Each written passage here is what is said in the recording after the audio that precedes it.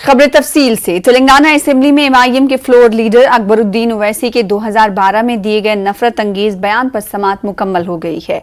अरकान असेंबली और पार्लियामेंट की खुसूसी अदालत ने इस मामले पर फैसला 12 अप्रैल को सुनाने का आज हुक्म दिया है। वाज़ेह है कि तेलंगाना की निर्मल पुलिस ने 2012 में अकबरुद्दीन ओवैसी पर नफरत अंगेज बयान करने का इल्जाम में एफआईआर दर्ज की थी। 24 दिसंबर 2012 को अकबर ओवैसी ने काबिल एतराज रिमार्क्स किया था। वकील ने अकबर ओवैसी पर मामला दर्ज कराया था।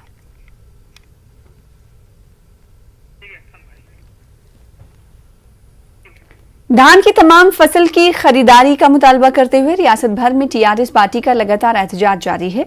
वनप्रति आरडीओ दफ्तर के रूबरू टीआरएस लीडरों और कारकुनों ने धरना दिया, जिसमें रियासती वजीर ज़राअत निरंजन रेड्डी ने भी शिरकत की। इस दौरान मरकज के बीजेपी हुकूमत के खिलाफ नारेबाजी की गई। निरंजन रेड्डी ने कहा कि बीजेपी हुकूमत तेलंगाना के साथ नाइंसाफी कर रही है। अगर यही सिलसिला जारी रहा तो मुस्तकबिल में बड़े पैमाने पर एहतजाज किया जाएगा।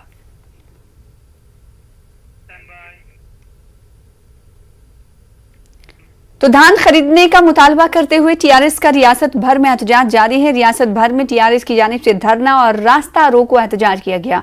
धान की खरीदारी से मुतालिक मरकज की जानिब से ऐलान होने तक एहतजाज जारी रखने की टीआरएस लीडर ने बात कही है। यादाद्री, भोंगेर और चोटप्पल में मुनक्किदा धरने में टीआरएस के मकामी लीडरों ने हिस्सा लिया।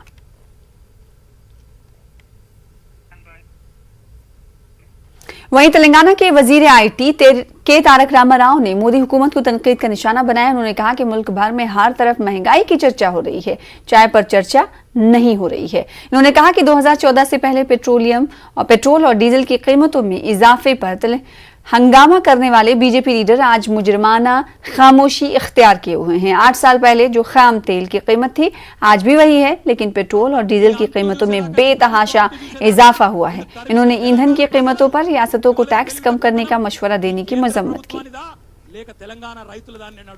पार्लमेंट को होते तेलंगाना धान्यम पे चर्चा, पार्लमेंट బయటికి వచ్చి ఢిల్లీలో గాని గల్లీలో గాని హైదరాబాద్ లో గాని సిరిసిల్లలో గాని యాడికొచ్చినా మోడీ గారు తీసిన దెబ్బ, దొంగ దెబ్బ ఏదైతున్నదో పెట్రోల్ ధరల మీద చర్చ, పెరిగిన నిత్యావసర వస్తువుల ధరల మీద చర్చ, పెరిగిన సిలిండర్ ధర మీద చర్చ, ఈ చర్చ తప్ప ఈరోజు దేశంలో చాయ్ పే చర్చ లేదు.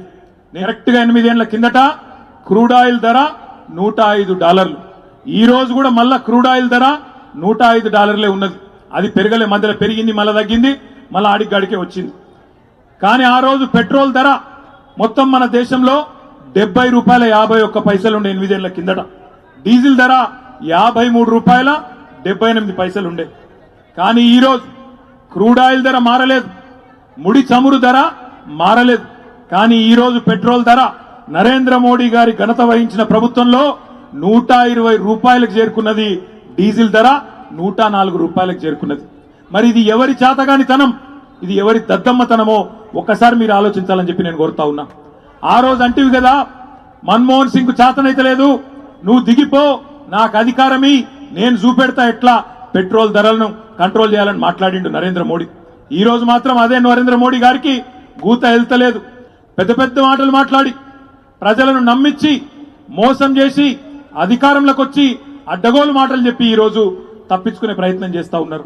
పెట్రోల్ ధరలు పెరుగుడు, డీజిల్ ధరలు పెరుగుడు కేంద్ర ప్రభుత్వ వైఫల్యం అని చెప్పినావు. మరి నీకు ఈరోజు చేతనైతే లేదా కంట్రోల్ చేసేందుకంటే ఉల్టా దబాయిస్తున్నాడు. ఏమంటాడు, మీరు రాష్ట్రాలలో తగ్గియండి, రాష్ట్రాలలో తగ్గించుకోపోండి. वहीं टीआरएस एमएलसी कविता ने पंजाब रियासत की तर्ज पर तेलंगाना से भी धान खरीदारी का मरकज से मुतालबा किया है। इन्होंने कहा कि एक मुल्क एक खरीदारी कानून होना चाहिए। पूरा तेलंगाना का किसान, तकरीबन 61 लाख तेलंगाना के किसान तेलंगाना के सड़कों पे आ गए हैं, क्योंकि केंद्र सरकार हमारे धान के प्रोक्योरमेंट करने को इनकार कर रहा है। पहले उन्होंने वादा किया था कि पूरा प्रोक्योरमेंट करेंगे, लेकिन अभी बिल्कुल प्रोक्योरमेंट नहीं हो रहा है। तो इसमें तेलंगाना में पहले से आज तक अगर आप देखेंगे तो सिंचाई का पानी हमारे यहाँ हम फ्री देते हैं किसान को, 24 आवर्स क्वालिटी पावर फ्री में देते हैं, 10,000 पर एकड़ हम हमारे फार्मर को सालाना देते हैं। तो ये सारे हमने जब प्रोविज़न किए हैं तब जाके फसल बढ़ी है, फसल दोगुना हुआ है। तो तेलंगाना का जो डेवलपमेंट है अभी केंद्र सरकार के पॉलिसी की वजह से इसमें रुकावट आ सकता है। हमारे किसान पहले मायूस था, लेकिन हमारे इतने सारे स्कीम्स के बाद वो एंकरेज हो गया, फार्मिंग करने लग गया है। लेकिन अब केंद्र सरकार अगर इनकार करेगी धान के प्रोक्योरमेंट करने से तो वापस किसान मायूस हो जाएगा। ये हालत इस देश में अच्छा नहीं है, इस देश के लिए अच्छा नहीं है। तो हमारा सिंसियर ये मांग है केंद्र सरकार से कि जिस तरीके से आप पंजाब में पूरा का पूरा धान का प्रोक्योरमेंट करते हो, सिमिलरली तेलंगाना में भी पूरा का पूरा आप धान प्रोक्योर करिए। पिछले 4 दिन से तेलंगाना का किसान तेलंगाना के सड़कों पे बैठ के आंदोलन कर रहा है। अगर आप उनके भावनाओं के कदर नहीं करोगे तो तेलंगाना का किसान जो आज तेलंगाना में आंदोलन कर रहा है, कल दिल्ली पहुंचेगा, दिल्ली के सड़कों पे बैठेगा, दिल्ली में आंदोलन करेगा। आप तो जानते हैं कि किसान ने इस देश में ये साबित करके दिखाया है, अगर किसान अड़ के दिल्ली के सड़कों पे बैठ जाएगा तो केंद्र सरकार आगे आएगी और किसानों की बात मानेगी। तो एक और बार ऐसे हाल तेलंगाना में सरमायाकारों को हुकूमत की जानिब से हर मुमकिन सहूलियात फराहम की जा रही हैं। केटीआर की मौजूदगी में कोका कोला कंपनी ने रियासत में मजीद 1000 करोड़ रुपयों की सरमायाकारी का ऐलान किया है। इस सिलसिले में शहर के एक निजी होटल में कोका कोला और टीआरएस हुकूमत के दरमियान मुआहदा हुआ। रियासती वजीर केटीआर की मौजूदगी में 4 अहम मुआहदे हुए।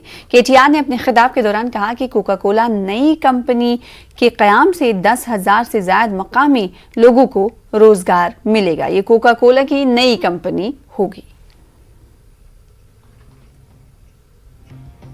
Today it's also a very special day as we announce that we will make further investments in the state of Telangana. Our first manufacturing plant in Hyderabad started in 1998, almost at the same time that HCCB started. So we have a long history with the state of Telangana, which has become one of the most important states for us in HCCB. I would like to congratulate the Minister, Principal Secretary and your teams for having the vision to make Telangana an investor and industry-friendly state. I wish you all success in these partnerships with HCCB, and I look forward to coming back to Hyderabad for more great news like this. The new factory that we are announcing today, along with the HCCB management here, will break ground in Siddipet district, in a village called Banda Timmapur, which is where we have our food processing park, and it will manufacture juices, enhanced water, packaged water and sparkling beverages.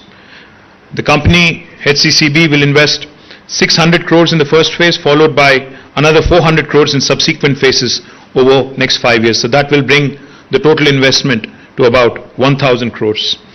Now the factory will be a state-of-the-art facility which will employ a lot of personnel, but most importantly, as was pointed out, more than 50% of the employees will be women, and they are hoping and they are planning to start operations by the end of 2023, and I promise you all support, all expeditious approvals from our side. In fact, Neeraj, you should know, since the land is already allotted, you can start construction tomorrow. You don't need to wait for a GO or any kind of permission from neither Jayesh Ranjan or the local municipality or the local Gram Panchayati. That is the self-certification model of Telangana. So we are ready whenever you are ready. That's what I would tell you. आगे बढ़ेंगे। तेलंगाना में बिजली की शरहों और रियासत में ईंधन की कीमतों में इजाफे के खिलाफ रियासती कांग्रेस के बेशतर लीडरों ने एहतजाज की अपील की थी। एहतजाज के पेश नजर पुलिस ने कांग्रेस लीडरों को घर पर नजरबंद कर दिया। ताहम रेवंत रेड्डी पुलिस को चकमा देकर किस तरह घर से बाहर निकले और एहतजाज में वो शामिल हो गए। कांग्रेस के सीनियर लीडरों के एक वफ्द ने बाद में कमिश्नर सिविल सप्लाईज के दफ्तर पहुंचकर उनको मेमोरेंडम हवाले किया। वाज़ेह है कि सिविल सप्लाईज भवन और विद्युत सुधा के मुहासरे से रोकने के लिए पुलिस ने रेवंत रेड्डी और कांग्रेस के दीगर लीडरों को नजरबंद कर दिया था।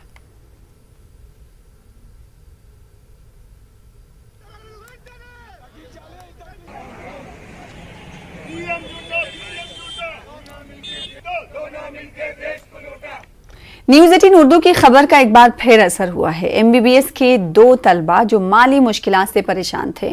न्यूज़ 18 उर्दू में खबर चलने के बाद रियासती हुकूमत हरकत में आ गई है। तेलंगाना के डायनेमिक लीडर केटीआर ने ट्वीट करते हुए जानकारी दी कि तेलंगाना हुकूमत इन दोनों बच्चों की माली मदद का वादा कर रही है। केटीआर ने इन दोनों MBBS के तलबा की मदद का वादा किया है। वाज़ेह है कि हनमकुंडा से ताल्लुक रखने वाले शेख शुएब और उनकी बहन सानिया ने MBBS एंट्रेंस में शानदार मुजाहरा करते हुए काकतिया मेडिकल कॉलेज में दाखिला लिया। सानिया ने काकतिया कॉलेज में दाखिला लिया तो शुएब को कन्वेनर कोटा के तहत एक प्राइवेट मेडिकल कॉलेज में दाखिला मिला। कोरोना से वालिद की मौत के बाद फीस की अदायगी के लिए ये दोनों बच्चे परेशान थे। न्यूज़ 18 ने इस सिलसिले में खबर नशर की थी।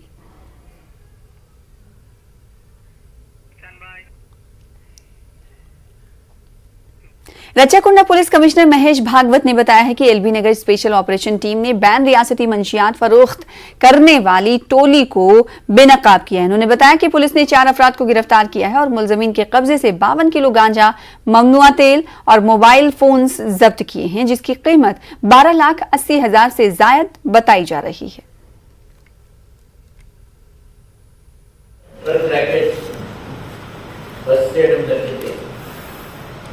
ఇది వైజాగ్ నుంచి వాయా మన హైదరాబాద్ ఢిల్లీకి ఈ గాంజాయి తర్వాత హషీష్ ఆయిల్ వాళ్ళు అక్రమ రవాణా చేస్తున్నారు. ఈ అక్రమ రవాణా చేస్తున్న నలుగురిని కస్టడీలో తీసుకొని వాళ్ళ దగ్గర 52 kg గాంజాయి, 1 litre hashish oil hash oil, 750 rupees cash, 4 mobile, మొత్తం 12,80,750 rupees ఉన్న ప్రాపర్టీ ఎంత రికవరీ చేయడం జరిగింది. ఈ గ్యాంగ్ అది గాజియాబాద్ ఉత్తరప్రదేశ్ అక్కడ నేటివ్ వాళ్ళది డ్రగ్ ర్యాకెట్ బస్ చేయడం జరిగింది. ఇది వైజాగ్ నుంచి వాయా మన హైదరాబాద్ ఢిల్లీకి ఈ గాంజాయి తర్వాత హషీష్ ఆయిల్ వాళ్ళు అక్రమ రవాణా చేస్తున్నారు. ఈ అక్రమ రవాణా చేస్తున్న నలుగురిని కస్టడీలో తీసుకొని వాళ్ళ దగ్గర 52 kg గాంజాయి, 1 litre hashish oil hash oil, 750 rupees cash, 4 mobile, మొత్తం 12,80,750 rupees ఉన్న ప్రాపర్టీ ఎంత రికవరీ చేయడం జరిగింది. ఈ గ్యాంగ్ అది గాజియాబాద్ ఉత్తరప్రదేశ్ అక్కడ हैदराबाद पुलिस ने इंसदाद मंशियात की खुसूसी टीम की मदद से 2 अफराद को मंशियात फरोख्त करने के इल्जाम में गिरफ्तार किया है, जबकि ड्रग्स का इस्तेमाल करने वाले 9 अफराद को भी गिरफ्तार किया है।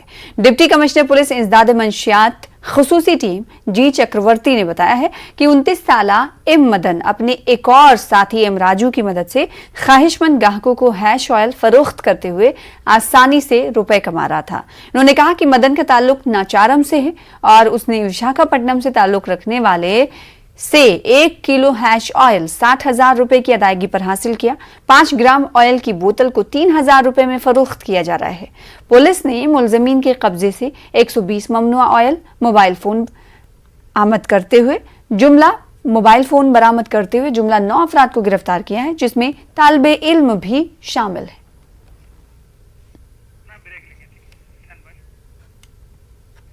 फिलहाल इसी के साथ रुकेंगे छोटे से ब्रेक के लिए। आंध्र प्रदेश की अहम खबरों के साथ चल लौटेंगे।